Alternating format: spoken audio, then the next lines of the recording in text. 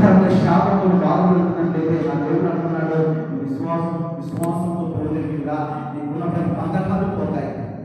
ఈరోజు ప్రియ దేవులారా, చూడండి, రక్తం స్నానంతో స్త్రీ అకాలంగా యేసుప్రభువును ముట్టుకుని అక్కడ స్వస్థత పొందుతుంది. యేసుప్రభువు అంటున్నాడు, యేసుప్రభువులో భయంకరమైన ప్రభావం ఎప్పుడైతే ఆ రక్త స్నానం ఆ స్త్రీకి వెళ్ళి తాకితో వెంటనే యేసుప్రభువు అంటున్నాడు, నన్ను ఎవరో ముట్టారు, ఎవరు నన్ను ముట్టుకున్నారు, ఆలోచన ప్రభావం ఎవరినో తాకింది, ఎవరో బాగుపడ్డారు అని ఎప్పుడైతే యేసుప్రభువు అన్నాడో అక్కడ ఉన్న శిష్యులందరూ అంటున్నారంట, అయ్యా ఇక్కడ ఎక్కేసుకోండి జనాలందరూ నివేదించబడుతున్నారు, ఎవరు నిన్ను ముట్టారంటే అయ్యా, ఎవరు నిన్ను తాకారంటే అయ్యా అని తన శిష్యులు అడుగుతున్నప్పుడు అక్కడ పేతురు యోహాను అంటున్నారు, అయ్యా నీ మీద అనేక జనాలు పడ్డారు, అనేకులను తాకారు, అనేకులని వస్త్రాలు ముట్టుకున్నారు, కానీ నువ్వు అంటున్నావు ఎవరు నిన్ను తాకారు, ఎవరు నిన్ను ముట్టుకుంటే నాలో ప్రభావం మీద బాగుపడ్డారు అంటున్నావు, ఎవరు ప్రభావ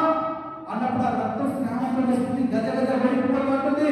అయ్యా ఎవరో కాదు, నేనే రక్త స్నానంతో ఉన్నాను ప్రభా, ఇదిగో ఈ మధ్య వచ్చిన సమస్య చెబితే నన్ను చూసి నవ్వుతారేమో, ఏదో చేస్తారేమో, ఒకవేళ నన్ను తాకినందుకు నన్ను కొడతారేమో భయంతో నేను ఈ మధ్యలోకి రాలేకపోయాను, కానీ నేను అనుకున్నానయ్యా ఒక విశ్వాసంతో నీ వెనకాల వచ్చి చెప్పు పట్టుకుంటే నీ వస్త్రాలు పట్టుకుంటే అయ్యా నేను ప్రభా నీ దేహాన్ని తాకి నేను బాగుపడతానని విశ్వాసంతో వచ్చాను.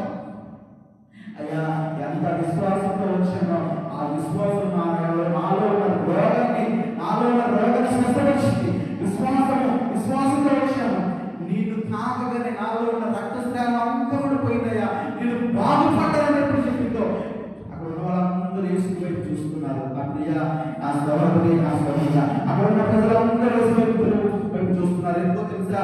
యేసు ప్రభువుకు తెలుసండి, యేసు ప్రభువుకు తెలుసు, ఆయన ఎవరు ముట్టారో, ఎవరు బాగుపడ్డారో